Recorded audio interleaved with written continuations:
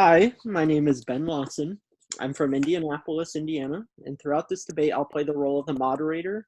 I'll keep the group on track, manage our time, and ask probing questions at the end to evolve the dialogue between each group member.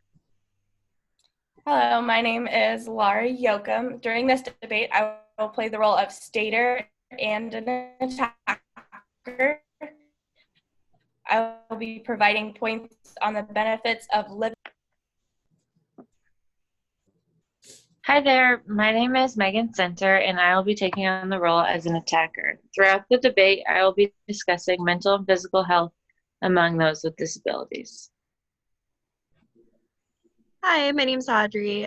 I'm going to be acting as a prover during this debate and discussing ethical issues relating to habilitation versus care. Hi, my name is Amanda Weiss, and I will be taking the role as a prover for increasing independence in individuals with autism. I will be providing types of interventions to help individuals increase their independence that will further allow them opportunities to move into an independent living situation. Hi, my name is Cherie Saunders. I'll be assuming the position of prover for habilitation versus care to increase one's ability to live more independently. All right, so I just want to say a little bit about our debate before we get started. We have the opportunity here to discuss the pros and cons of individuals seeking optimal quality of life throughout independent living versus the idea of preserving life by avoiding risk and embracing dependent care. When we're dissecting each side, I believe each individual's input will help each of us draw our own conclusions regarding habilitation versus care. Each of us must always consider specific BACB compliance codes that are in play throughout our debate and mention them when appropriate. Furthermore, I'd like, by critically analyzing not only our own ideas, but those of our group members, I think we can begin to problem solve an ethical dilemma that has only become more emphasized by current healthcare constructs now more than ever. Finally, I believe that we each need to have definitions in mind for key concepts that we'll address throughout the discussion, while also bearing in mind that each group member's own definition is influenced by past personal experiences. With that said, Laura, I think we'll start with you whenever you're ready. Okay. When discussing habilitation versus care for individuals with an intellectual or developmental disability, IDD, we must first define habilitation and care. Care has many different meanings. However, in the context of holistic health, as in to care for someone with a disability, care is identified as a provision of what is needed for the well-being or protection of a person or thing, dictionary.com, or as the services rendered by members of the health profession for the benefit of a patient. The medical dictionary, the free dictionary, identified habilitation as the assisting of a child with achieving developmental skills when impairments have caused delaying or blocking of initial acquisition of the skills. Habilitation can include cognitive, social, fine motor, gross motor, or other skills that contribute to mobility, communication, and performance of activities of daily living and enhance the quality of life. Thus, habilitation and care are very similar in the aspects that it is to do what is necessary for patient, and in the case for those with disabilities, care may be referred to as habilitation. Now to Amanda. The issue that tends to come up a lot with the population of individuals who have intellectual disabilities is that of independent living. Although Down syndrome is the most common known genetic cause for intellectual disabilities, recent studies have estimated that there are 1.3 million adults in the United States that have an intellectual disability. This is from Woodman, Milik, and Anderson and Espen, 2014. With that, the demand for residential services are on the rise. Residential services grew from 267,682 in 1998 to 460,597 in 2011. Not only that, but the number of people with intellectual disabilities living in their own home, either rented or owned themselves, doubled from 1998 to 2011. There are several types of independent living situations that individuals with disabilities can live in, and that includes group homes, agency-owned or operated apartments, nursing homes, specialized institutions for persons with disabilities, and homes owned or leased by the individual with the disability themselves. In order to live independently, especially someone with an intellectual disability, it is important that they are taught the skills necessary to have the option of independent living. As behavior analysts, it is our ethical responsibility that we teach our clients how to become independent individuals. By teaching them these necessary skills, we avoid violating the professional and ethical compliance codes of 1.04, integrity, 2.09, in treatment intervention efficacy, 4.03, individualized behavior change programs, and 4.09, least restrictive procedures set by the BACB. There are several interventions that have been proven very effective in reducing prompt dependence, promote generalization across people and settings, and retention of the task learned. These interventions include self-monitoring, video modeling, or video self-modeling, and individual work systems. Another useful tool is a daily living checklist. This is included in a couple things.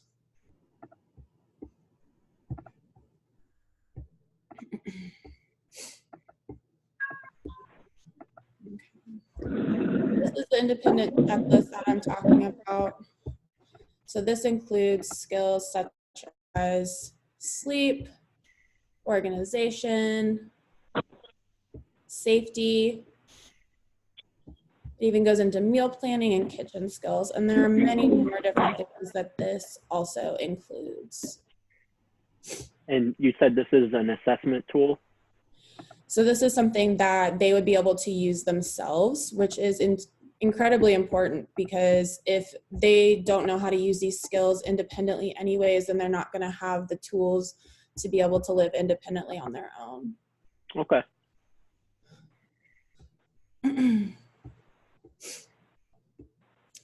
So the first intervention is self-monitoring. Self-monitoring is extremely useful and allows the individual to actually implement the intervention themselves. It gives them the opportunity to discriminate and record the occurrence or non-occurrence of the target behaviors. This type of intervention required the teaching the individual the target behavior, given that they haven't acquired the skill yet, and the specific procedure used to do the self-monitoring. This could include self-assessment, self-instruction, and self-reinforcement. This is from Hume, Lofton, and Lance, 2009, excuse me. When using self-monitoring with children, the intervention would typically include 4 steps: operationally defining the target behaviors, identifying reinforcers, designing or choosing a self-management device and method, teaching the individual to use the device, and teaching self-management independence. Self-monitoring systems have been successful in helping change behaviors like reducing stereotypic behavior, appropriate play has increased, and daily living skill independent increased when the treatment provider wasn't present. On-task behavior increased and was also effective with pro-social increase behaviors. Video modeling is another great option. It allows for minimal adult prompting and interaction, which increases independence. There's a ladder called video self-modeling that is typically going to be 2 to 4 minutes long, and this is when the person is videotaped in either a natural setting or during a role play scenario doing the target behavior independently after all prompts have been edited out. Once the video is completed by the individual can watch them as often as they need to attain the skill. The reason that video modeling is such a useful tool for individuals with autism spectrum disorder is that they process and retain many things visually. It's also very predictable, easy to control, and can help block out other distractions. The effectiveness of video modeling compared to in vivo modeling showed that 4 out of 5 children with autism spectrum disorder had quicker acquisition and better generalization of the skills, while also being cheaper and less time consuming. In a recent meta-analysis supporting the effectiveness of video modeling and self-video modeling interventions with 73 participants, the results showed that the strategies are effective in teaching social communication skills, adaptive behavior, and reducing problem behavior. With the greatest effects being on adaptive behavior, behaviors learned through this technique were maintained over time and generalization was achieved across multiple settings. Another very useful aspect to increasing an individual's independence using video modeling is the fact that it can be used in conjunction with other techniques, which is super, super important. One such study showed that video modeling in conjunction with other techniques allowed for generalization at home and at school. A quote from Hume, Lofton, and Lance said, "Video modeling holds promise as a means to promote independent behaviors in individuals with autism. It minimizes the need for instruction delivered by a teacher or interventionalist and therefore provides an alternative stimulus for responding. It can reduce the over-reliance on prompts from others to learn skills. Furthermore, skills learned through video modeling tend to generalize well into other settings." The third type of intervention effective in increasing independence is individual work system. This type of intervention was developed by Division Teach, Treatment and Education of Autistic and Related Communication Handicapped Children, and provides structured teaching that emphasizes visual support. Again, from Hume, Lofton, and Lance. By using this structured teaching, the goal is to first off increase and maximize independent functioning, which would then decrease the constant need for instructor correction and reprimand. There are four major components of this structured teaching method, and they include physical structure, schedules, work systems, and task organization. Work systems involve using visual information that would indicate to a student what needs to be done while in a certain work area.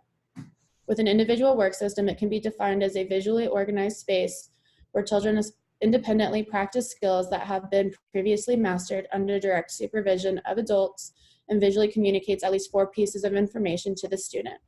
These 4 pieces of information are the tasks the student is supposed to do, how much work there is to be done, how the student knows they have completed their work, and what to do when they are done.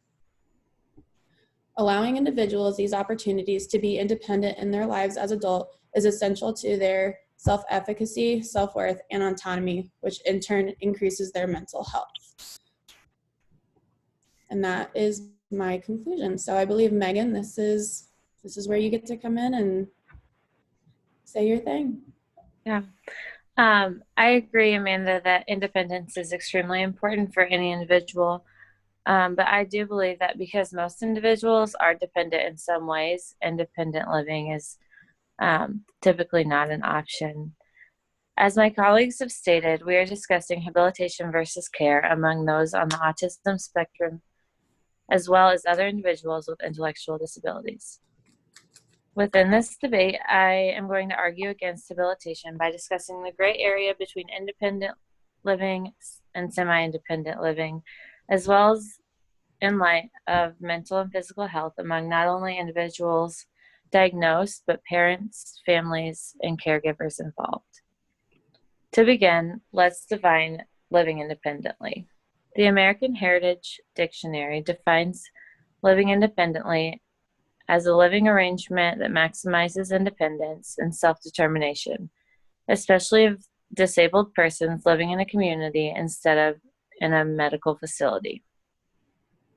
With that definition, we can attack the gray area that has us questioning the difference between habilitation, semi-habilitation, and fully dependent care. This is a gray area due to the fact that many of those individuals with intellectual disabilities will always need some type of assistance and care. This is not diminishing their ability to do something independently, but giving them the accountability and resources needed to improve their quality of life. Individuals with disabilities may need help in remembering to take their medicine, managing money, driving, getting to work on time, managing their own maladaptive behaviors, and the coping mechanisms that they can take after. And the list could go on. Whether it be a residential facility or an assisted living or a group home, these all would be considered a dependent living facility in light of them providing certain types of care. Although they are considered dependent, these facilities can provide clientele with opportunities to learn independence, but in the end, it will improve one's quality of life. Secondly, mental health has become a large issue among individuals of all abilities more recently than ever. According to Lauren Bishop Fitzpatrick, many individuals diagnosed with ASD have more mental and physical health problems than those a part of the general population. In residential facilities, many individuals will be provided with resources to help physical and mental health. As current providers, we desire the best and most accurate care for our clients now as well as in the future. Compliance Code 2.09b states that as BCBAs, it is our job to advocate for our clients in getting the help that they need. Therefore, wherever we work, if it is in a clinic for kids under 18 or in an adult residential facility, once our client has met their goals or insurance has run out, we not only have the capability but the responsibility to help our client meet their needs. Other conditions that affect individuals with intellectual disabilities include digestion problems, sleep disorder, epilepsy, behaviors, etc. There are risk factors with clients living alone and without immediate care. As we want to improve their quality of life, care for an individual with a disability is much needed.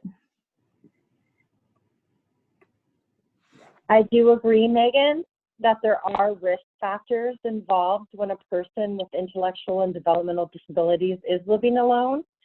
But let's take a look at how disability is defined and what living alone may look like for them. In order to receive habilitation services, one must first be diagnosed with a disability. The Developmental Disabilities Assistance and Bill of Rights Act amendments of 1987 defines intellectual and developmental disabilities, or IDD, as a severe chronic disability of a person which is attributable to a mental or physical impairment. It is manifested before the person attains age 22. It is likely to continue indefinitely. It reflects the person's need for a combination and sequence of special interdisciplinary or generic care. It also is a treatment or other services which are of lifelong or extended duration and are individually planned or coordinated. And the result in substantial functional limitations in 3 or more of the following areas of major life activities, which is 1, self-care, 2, receptive and expressive language, 3, learning, 4, mobility, 5, self-direction, and 6, capacity for independent living. This is from the Department of Health and Human Resources. The DSM-5 describes some neurological developmental disabilities, such as intellectual disabilities, to be categorized as severity, as mild, moderate, severe, or profound. And while autism spectrum disorder is classified as requiring very substantial support, requiring substantial support, or just requiring support. So these classifications of diagnoses would be considered very valuable qualifiers when applying for habilitation or care services. It appears that these definitions identify that one living with an IDD may need some sort of support throughout the entire lifespan. Therefore, living independently may not look the same for an individual with IDD as it does for a typically developing individual. So therefore, we shouldn't hold the same expectations, but accept the client for their level of independent living, no matter what level of support is needed. With the right facility, independence can be improved with skill acquisition, and the level of support needed may decrease as the individual with IDD gains those skills for independent living. There are various types of supported living offered to those with disabilities. Florida Health identified residential group care facilities as an umbrella term to include a vast variety of care facilities, but those living with more specific for disabilities include fully independent living communities, group homes, semi-independent and supported living homes, whether they're in a facility, apartment, a group home. They may offer support staff varying from full 24-hour support to only paid intermittent support a few hours a week. Support facilities such as group homes or semi-independent living facilities offer habilitation through first conducting an initial assessment in order to identify the individual's needs, their capabilities, and their challenges. This is from Quest.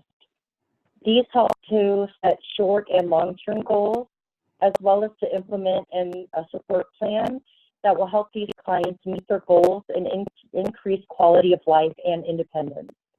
Habilitation services focus on daily living skills such as safety of being alone, that includes emergency protocols, personal hygiene such as toileting and doing laundry, household care such as cleaning and doing dishes, organization and time management, meal planning, financial management, mobility and transportation, social networking, and self-advocacy. In addition, habilitation services offered in group homes or supported living facilities work with the client to prepare for employment. This includes job readiness skills, performing at a vocational work site, application and resume assistance, interviewing skills, and job search skills. And all these types of habilitation interventions help improve adaptive skills, self-help skills, and preparedness to live more independently and ultimately improve the quality of life for the individual with IDD. Keen and Keen 2000 found that those in group homes were more dissatisfied with the quality of life than those living in semi-independent facilities. They also identified that group home costs were significantly higher for those living in semi-independent living facilities, with an average cost of $64,000 per week for group homes versus only $14,600 per week in semi-independent facilities.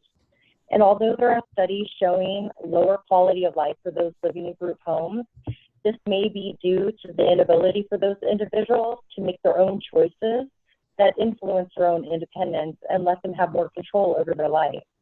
It also may be due to a lack of support and interventions that help them increase and overcome personal challenges. This is delineated in the study by Bigby, Bold, and Beetle Brown, 2017, that they identified group homes in Australia with 24-hour support, that they do not modify the level of care and support given when the individual's level of care needs have changed.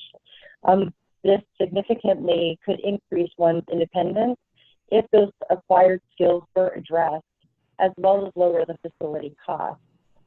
Habilitation toward independence is vital towards one's quality of life and ultimately would decrease facility costs. This being, as the more independent one becomes and can transition to a living more independently or less supported group home, these support costs would decrease and the less that it would be needed. This also identifies the need for consistent reevaluation and assessment of individuals' needs as they acquire new skills and overcome their challenges, as well as to offer interventions that would further improve those skills to meet their personal goals to live more independently and better transition them from more supported group homes to a semi-independent or an independent living community. The negatives of group home living is why there are many questions to be considered when deciding on a living facility or a living situation for your loved one or yourself if needed. Some of these are paraphrased and extended upon the Madison House Autism Foundation, and some are contrived from the BACB Professional and Ethical Compliance Code for Behavior Analysts. Things to consider that would increase independence and improve the quality of life for those with IDD when choosing a living environment are: one, what are the facility's boundaries of competence, and can they effectively treat and care for the individual and their specific goals? Two, can the facility be trusted? What are the core values and beliefs and the reviews on the facility to show the client's level of satisfaction? And do they uphold a satisfactory level of integrity? Three, what is the quality of their living environment? What is the quality of their staff and their programs offered? Are they certified or credentialed? And are they scientifically backed programs? And can quality be verified through references? Four, is there adequate financial resources and stability to sustain and ensure the quality of care and programs offered and needed for your loved one or for yourself?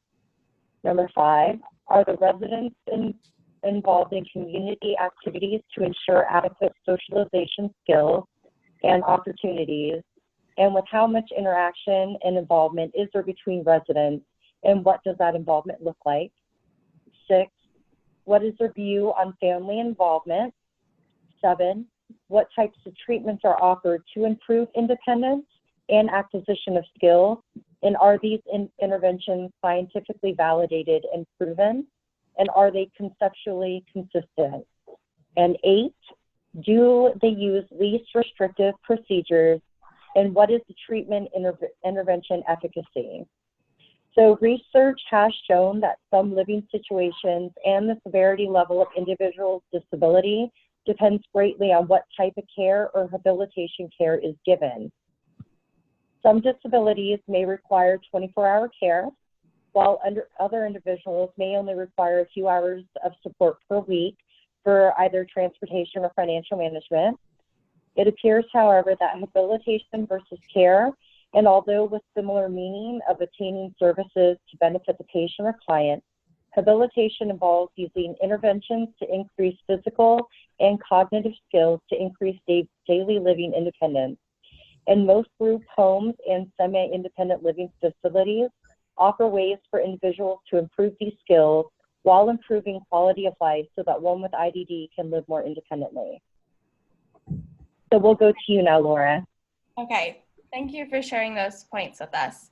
I agree with you that there is a variance between the amount of support needed for each individual. However, I believe the most efficient way for the caregivers and individuals to acknowledge the changes in support level and to best achieve a great quality of life lie within a dependent living facility. In 2013, a research study was conducted, and the results stated that the individuals with a developmental disability are at a much higher risk for increased sensory impairment, psychiatric disorders, limited mobility, and other health concerns such as obesity, epilepsy, and cardiovascular disease.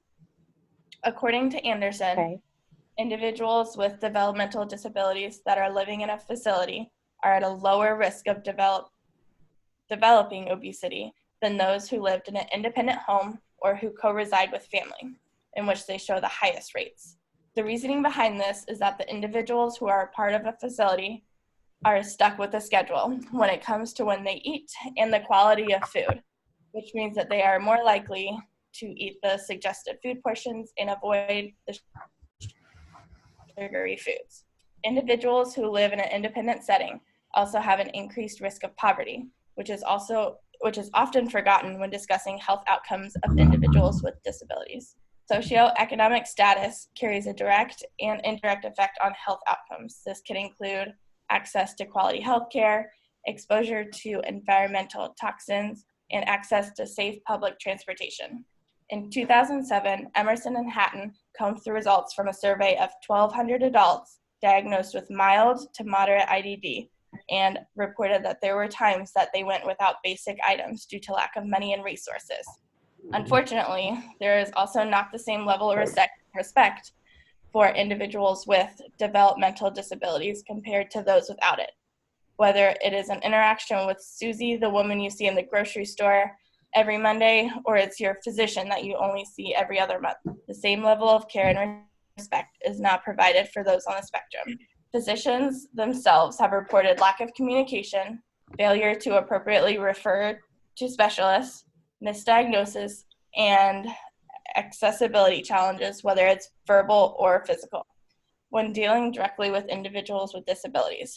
But within the dependent living environment, there is typically on-call physicians that tend to the individuals, reducing the lack of communication that might come from going to a regular physician who is not as prepared to handle this population.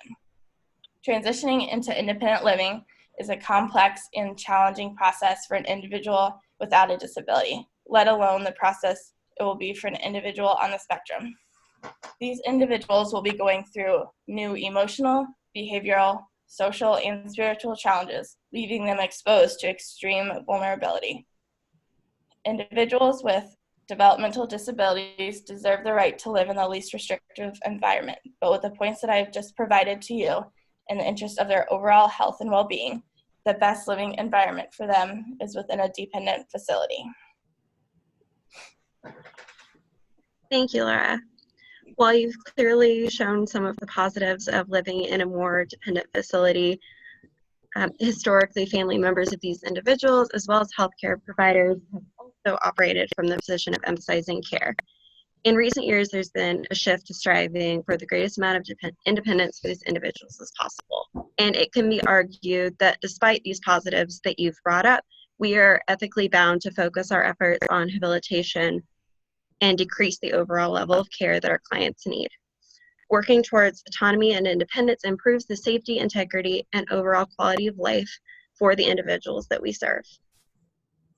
We'll start by discussing the BACB compliance codes that are relevant to this topic, including codes 4.11, 4.9, and 2.15 Section D.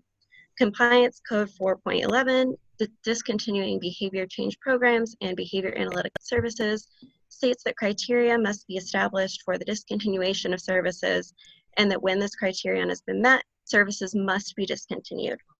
Compliance Code 2.15, interrupting or discontinuing services, Section D, states that a behavior analyst will discontinue services in a timely manner when the client is no longer benefiting from services. And in addition, Section 4.9 states that behavior analysts should always recommend the least restrictive and effective procedures possible. The aforementioned codes emphasize the importance of not only providing services that are necessary to the client, but only for the length of time that is necessary. The goal of behavior intervention should be to create positive, lasting change so that the intervention can ultimately be discontinued. Furthermore, U.S. Legal Code 15009, Rights of Individuals with Developmental Disabilities, states that people with disabilities have the rights to receive services provided in the least restrictive environment possible. It is our legal as well as ethical responsibility to ensure that clients are able to have as much freedom of choice and mobility as possible. One way that we can do this is by improving daily living, decision-making skills, and focusing our efforts on aiding them in living as independently as possible through rehabilitation efforts. Improving the daily living, social, and communication skills of those on the autism spectrum has been found to improve their overall quality of life. DeVaries and Gertz found that lower cognitive flexibility, less emotional control, poor memory, and limited planning and organizational skills are all related to lower quality of life scores. They also found that difficulty with daily executive functions is correlated with lower quality of life. Another 2016 study found that greater independence was associated with employment, independent living, and social engagement in the future, which was in an article by Bishop Fitzpatrick. Dependence and requiring care also comes with a unique set of risks that aren't faced by other individuals. One of the most pressing of which is being at an increased risk for abuse and neglect. Anslow and O'Neill argue that factors including physical dependence, emotional dependence, financial dependence, lack of boundaries, isolation, lack of sexual knowledge, learned compliance, low self-esteem, and poor social judgment all increase individuals' risks for victimization, specifically by their caregivers. Decreasing this need for services also decreases interactions with potential abusers and helps empower and enable developmentally disabled individuals to report abuse if it occurs. Even when members of the population are cared for in safe and loving environments, there's still risks that they're exposed to. Typically, adults who require extensive monitoring and care are provided for by older relatives, such as their parents or grandparents, who they will in all likelihood outlive. Developmentally disabled individuals who are dependent on another person for care must have a contingency plan in place for if and when their caregiver passes. Unfortunately, in a lot of situations, their caregivers fail to engage in permanency planning in order to ensure that their dependents are provided for. And if there is no plan for who will assume care of the individual, they may find themselves legally independent regardless, with little to no preparation for the challenges that this entails.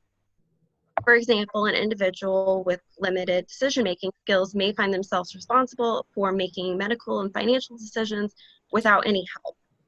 When caregivers are proactive in planning for unfortunate events, they still usually lack essential knowledge on how to go about doing this. A common example is leaving an adult who is in their care an inheritance, not realizing that this may disqualify them from Social Security benefits. Providing care for those with developmental disabilities may be well-intentioned and helpful in the short term, but ultimately it's a temporary solution. And a lot of the people that we'll be helping will find themselves acting independently anyway. Striving for independence and focusing our efforts on increasing daily living skills allows for our clients to be better prepared for addressing this and for providing for themselves for the entirety of their lives. Audrey, as I do agree that dependence creates a lot of risk factors, like you mentioned, whether it be neglect, abuse, death. I believe living in a dependent care facility allows the individual more opportunity to learn independence while several other adults are providing care. As time goes on, caregivers will change and things will shift, all while the individual with a disability learns independence at their own pace. According to Terry M. Krakovich, parents with children that have ASD have higher stress levels, as well as more financial costs than the general population. She also mentions that the cost for a lifetime of a child with ASD can be over $3 million. This includes direct care for the child, medical bills, denied insurance services. While these parents raise their child until 18, adult residential facilities gives the parents an opportunity to live independently while still visiting and caring for the child in different ways. Most, if not all, facilities allow holiday visits as well as leaves of absences. And that is all I have for my point. Ben, I think you're up next. I am up next. Thank you, Megan. Well, you guys all did a slam dunk job on that one. Excellent. I would just like to do a quick overview of everything we've done and everything we've talked about. So we did talk about definitions of some key terms such as independence, semi-independence, developmental disability, habilitation, and daily living skills. And one thing I really liked, Shuri, was that we talked about the safety of being alone, personal hygiene. You mentioned some specific independent living skills, which I think helps, because if we're really going to create a possible solution, or at least identify an area in the middle between our provers and our attackers, we need to find out what these specific skills are that they need help accomplishing. And you did a pretty good job of outlining that during your piece. And then you're welcome. So I think that one thing that's really important that we highlighted is that it was cited by Bishop Fitzpatrick. Many individuals are diagnosed with autism and have more mental and physical health problems than those apart from the general population. So by that means a lot of things, but I think one important part of that is comorbidities. And we didn't go too far into detail with that, but a comorbidity is something that exists along with autism. It's not considered a causal relationship with autism, but something like epilepsy, oppositional defiant disorder, intermittent explosive disorder, that is something that we often cerebral see. palsy. There's a lot of comorbid diseases, absolutely. Right. And they create different challenges for daily living skills. So although it'd be impossible within the time constraints we have for this debate to get into details about each of those, it's definitely something to consider when creating policy for something like this, whether at the state or the federal level. I also wanted to talk on some common themes that we argued about. We talked a lot about satisfaction, quality of life varying depending on the setting that someone is receiving care. And I have several questions I'd like to ask, but first I wanted to check with everyone. Did we cover the compliance codes that I think as we went and each person spoke, I think we covered about 6 compliance codes: 104, 209, 205, 403, 409, and 702. Is there any that I'm missing or that we didn't cover fully? No, I think that should be all of them. All right. I did have several more in the questions to consider when you're choosing a facility. Okay. There was, let's see, you might have gotten them all in there. 4.01, I think, is the only one that was missing in there. Okay. Okay. That was it. Okay. Yeah, a lot of those are just common themes of the ethical codes that need to be addressed. For Right. sure. And really, one thing, you guys did a good job reacting directly to the person before you. So,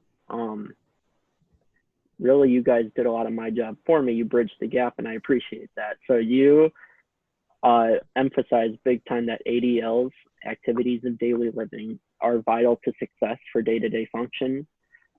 Regardless of comorbidities, regardless of where an individual is on the autism spectrum, I think that methods can vary to best ensure all individuals with any developmental disability can complete necessary tasks. What I'd like to do is just throw out a couple probing questions. Does anyone else have anything to say before I throw those out? No? All right, No, well then here thank they you. come. Okay, first one I have. If we had a disability or a loved one seeking habilitation or a living situation, based on this debate, your personal experience you've expressed in this debate and what you've heard from your peers, which location or what setting in the middle or in this gray area would each of us choose and why? And I'm looking for like a 1-minute explanation. And Amanda, I'd like to start with you. After hearing both sides, I still believe that doing an independent living situation is going to be the best option. One, it's less expensive, so there's not going to be a lot of government funding that needs to be done. And I think the biggest thing for me would be the fact that it's increasing their mental health. And I think every one of us could agree that mental health is such an important part of not only our lives, but especially those who do have an intellectual disability. Okay. Laura? I mean, there's pros and cons to both sides, but my choice would be to put myself or a loved one into a group home or somewhere that has more support for them. I'm a believer in choosing the least restrictive environment. However, sometimes the safety needs to be put first. And just because they're in the dependent facility doesn't mean necessarily that they're not still working on those independent skills. Okay.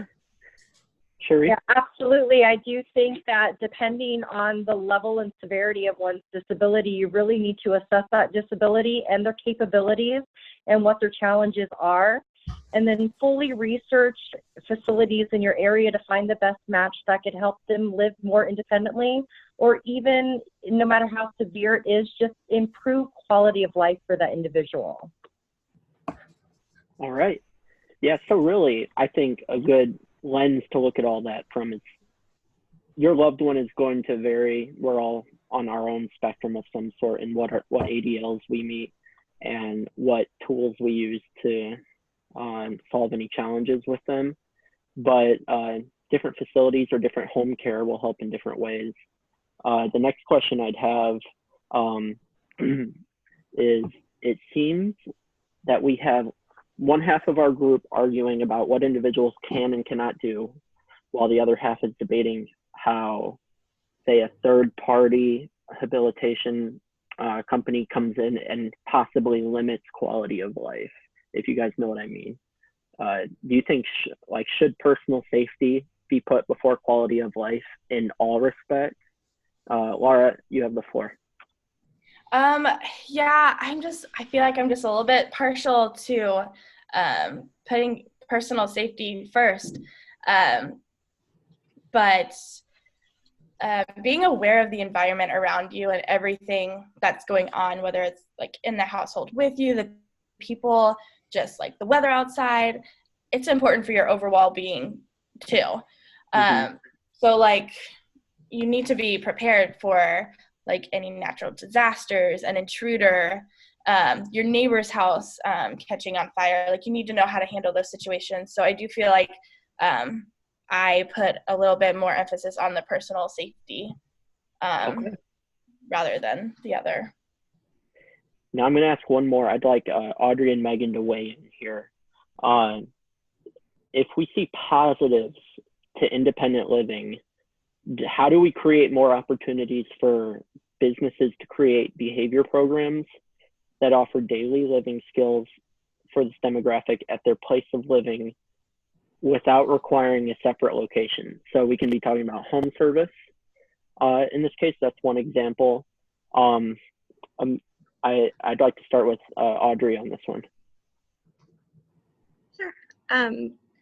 So one way that we can create more opportunities for behavior intervention programs overall is just doing our part to advocate for improvements in behavioral health care and raising awareness of this population and their needs.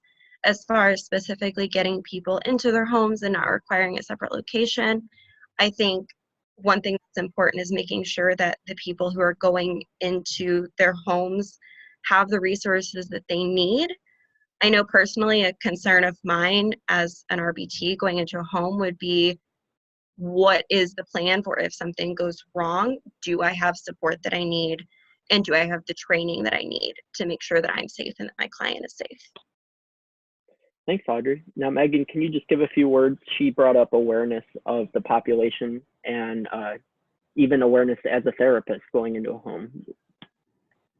Yeah, so I think, kind of going off of what Audrey said, like we see in our field that the turnover rate, especially for therapists, can be very high at times.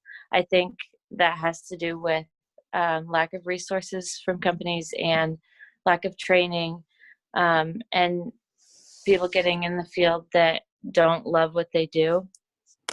So I think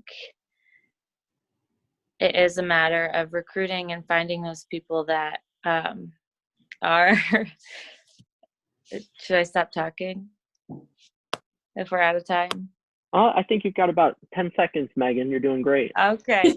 But recruiting the correct people that will love their job and care for the clients that we work with, and searching for them in the right places. So whether it be through people that already work there or however that works in, yeah, that's all I have. All right. I'd like to thank all of you guys for your input. Thank you, everybody. Thank you. Yeah. Thank you. Thank you.